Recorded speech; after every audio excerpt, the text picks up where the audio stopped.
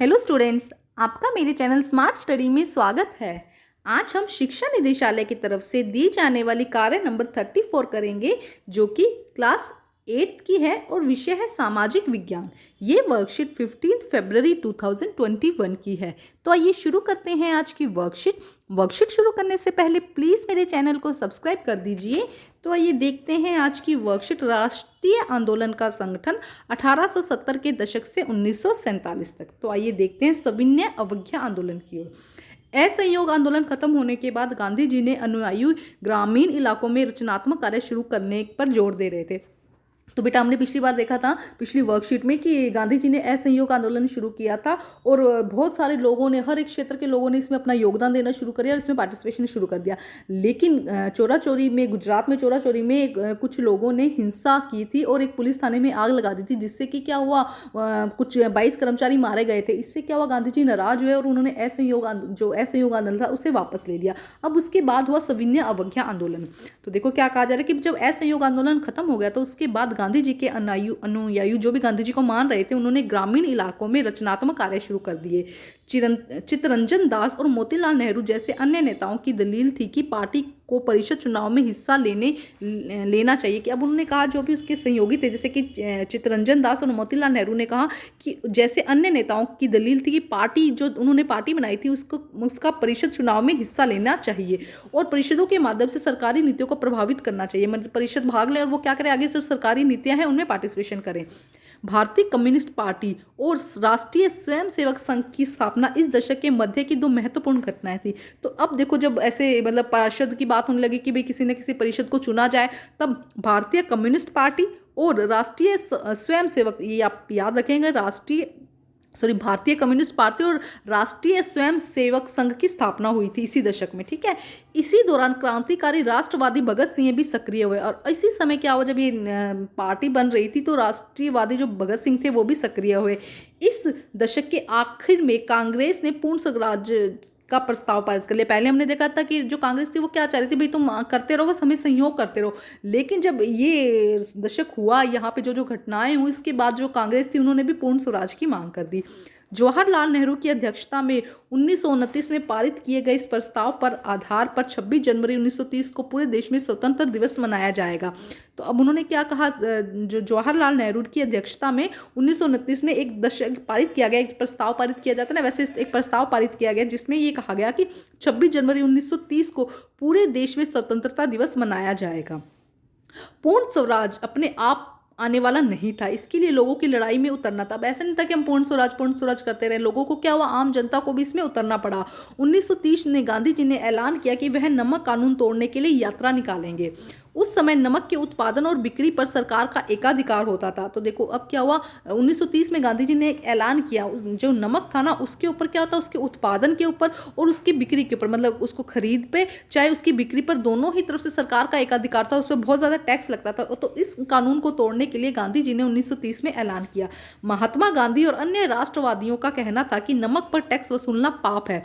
जो अन्य राष्ट्रवादी थे और जो गांधी जी थे, उनका यह मानना था कि जो नमक पर टैक्स वसूलना क्या है, एक पाप है, क्योंकि यह हमारे भोजन का ही एक बुनियादी हिस्सा, मतलब नमक के बिना तो हमारा भोजन अधूरा है ना। नमक सत्याग्रह के स्वतंत्रता की व्यापक चाह को लोगों की एक खास शिकायत सभी से जोड़ दिया। अभी देखो, ये उन्होंने तो सिर्फ इसलिए, कभी इस पर जितना टैक्स लगा रहे हो, इतना कर लगा रहे हो, ये वाजिब नहीं है, लेकिन आम जनता इससे जुड़ती रही। क्योंकि एक उनकी मूलभूत आवश्यकता थी।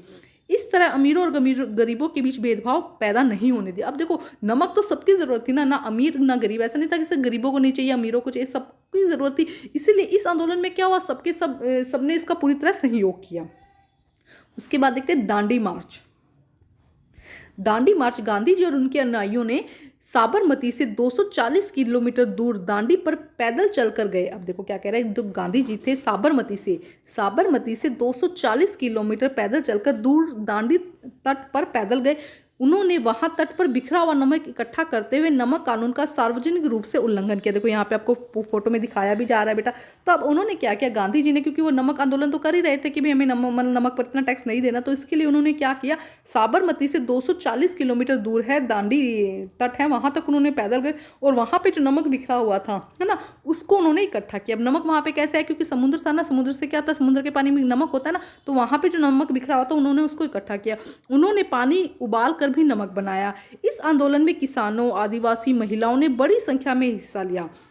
नमक के मुद्दे पर एक व्यावसायिक संघ ने पत्र प्रकाशित किया।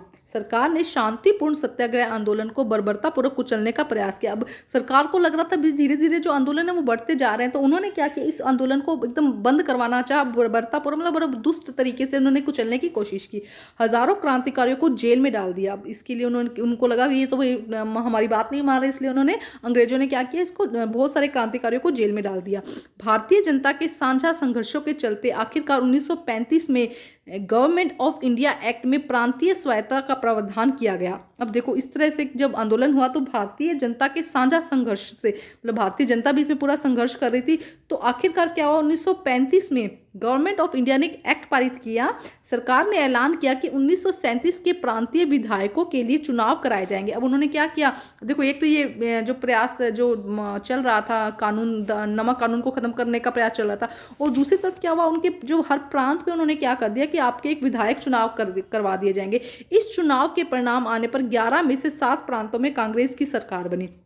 अब उन्होंने क्या किया, 11 प्रांत बना दिए कि यहाँ पे आप अपना विधायक खड़ा कर सकते हो जो हमारे पास आएगा और आपकी बात, जो आपकी समस्या उसको रखेगा। तो उसमें से 11 में से 7 प्रांतों में कांग्रेस की सरकार बनी। प्रांतीय स्तर पर 2 साल में कांग्रेस शासन के बाद सितंबर 1939 में दूसरा विश्व युद्ध छिड़ गया। 1939 में क्या हुआ, दूसरा विश्व युद्ध छिड़ गया। हिटलर के प्रति आलोचनात्मक रवैये के कारण कांग्रेस के नेता ब्रिटेन के युद्ध प्रयासों में मदद देने के लिए तैयार थे। अब देखो हिटलर के प्रति क्या थे, उनकी आलोचनात्मक रवैया था, हिटलर के प्रति क्या थे, उनके अच्छे विचार नहीं थे। इसीलिए कांग्रेस के जो नेता थे उन्होंने ब्रिटेन के योद्धाओं को मतलब हेल्प के लिए यस कर दिया कि युद्ध प्रयासों में मदद देने के लिए तैयार हो गए। इसके बदले में वे चाहते थे कि युद्ध के बाद भारत को स्वतंत्र करा दिया जाए। देखो दोनों तरफा बात हुई। उन्होंने कहा कि भाई हम क्या करेंगे, तुम्हारी हेल्प करेंगे, ब्रिटेन को कहा कि भाई हम तुम्हारी हेल्प करेंगे, हमारी सेना भेजेंगे, बदले में तुम क्या करोगे, जब युद्ध खत्म हो जाएगा तो हमें क्या करोगे, स्वतंत्र करवा दोगे। अंग्रेजों ने बात नहीं मानी। कांग्रेस सरकारों ने विरोध में अब इस्तीफा दे दिया। जब उन्होंने बात नहीं मानी, भाई तुम हमारी तरफ से तो हेल्प ले रहे हो लेकिन हमें तुम स्वतंत्र नहीं करवाओगे, तब इससे क्या हुआ, जो अंग्रेज थे उन्होंने इनकी बात नहीं मानी। तब अंग्रेज जो कांग्रेस सरकार थी उन्होंने क्या कर दिया, इससे इस्तीफा दे दिया। देखो यहाँ पे आपको दिखाई दे रहा है गांधी जी किस तरह से नमक उठा रहे हैं ना। अब हम करते हैं इसके क्वेश्चन आंसर। कांग्रेस के कुछ नेता चुनाव में भाग लेना क्यों नहीं चाहते थे? क्यों कांग्रेस में चुनाव में भाग नहीं लेना चाहते थे बेटा? क्योंकि उन्हें लग रहा था कि जो कांग्रेस है वो पूर्ण स्वराज नहीं मांग रहा है ना। तो आइए करते हैं इसका आंसर हम। तो देखिए क्या होगा इसका आंसर। क्योंकि कुछ नेताओं का मानना था कि परिषद चुनाव में हिस्सा लेना चाहिए और परिषदों के माध्यम से सरकारी नीतियों को प्रभावित करना चाहिए। वो क्या क्यों चुनाव में भाग लेना चाहते थे? क्योंकि उन्हें लगता था कि भाई सरकारी नीतियों को किसी न किसी तरह से प्रभावित किया जाए, हमारी बात वहां तक पहुंचे, इसीलिए वो चुनाव में भाग लेना चाहते थे। अब हम करते हैं प्रश्न नंबर 2। प्रश्न नंबर 2 देखते हैं बेटा क्या है। पूर्ण स्वराज का प्रस्ताव कांग्रेस ने कब पारित किया और उस समय कांग्रेस के अध्यक्ष कौन थे? तो आइए करते हैं इसका आंसर हम। तो देखिए आंसर, पूर्ण स्वराज का प्रस्ताव कांग्रेस ने 1929 में पारित किया। उस समय कांग्रेस के अध्यक्ष जवाहरलाल नेहरू थे। कांग्रेस ने कब किया था? 1929 में किया था और उस समय कौन अध्यक्ष थे? जवाहरलाल नेहरू। अब हम करते हैं प्रश्न नंबर 3। देखिए क्या होगा बेटा आंसर। गांधी जी ने ब्रिटिश सरकार से लड़ने के लिए नमक को क्यों चुना? नमक एक बुनियादी वस्तु थी, बुनियादी मतलब मूलभूत आवश्यकता थी, जो अमीर और गरीब सबके लिए आवश्यक था। नमक की लड़ाई से भारतीय राष्ट्रीय आंदोलन में अमीर और गरीब के बीच का मतभेद मिट जाता और लोगों में मिलकर अंग्रेजी कानून और अंग्रेजी सरकार का विरोध किया। इसीलिए महात्मा गांधी जी ने सरकार से लड़ने के लिए नमक को चुना। तो समझ में आया बेटा? देखो क्या कह रहा है कि अमीर और गरीब की, अगर आप एक जो सेशनल नीड है उसके लिए अगेंस्ट अगर आप लड़ोगे तो सबके सब आपका पूरी तरह सहयोग करेंगे। अब हम करते हैं प्रश्न नंबर 4। प्रश्न नंबर 4 देखिए क्या कहते हैं। दांडी मार्च में भारत के स्वतंत्रता आंदोलन को किस प्रकार प्रभावित किया? दांडी मार्च ने किस तरह प्रभावित किया? तो आइए करते हैं इसका आंसर हम।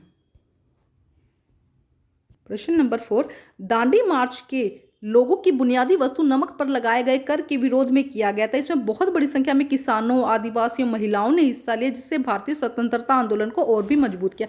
तो इसमें क्या हुआ था? देखो किसानों ने, आदिवासी महिलाओं, सब लोगों ने, अमीर गरीब सब ने इसमें पार्टिसिपेशन किया, जिसकी वजह से क्या हुआ, ये भारतीय स्वतंत्रता आंदोलन को इसने और अधिक मजबूत किया। तो आज की वर्कशीट कंप्लीट होती है। वर्कशीट कंप्लीट करके अपने टीचर से चेक कराइए और प्लीज़ मेरे चैनल को लाइक कीजिए, सब्सक्राइब कीजिए और शेयर कीजिए।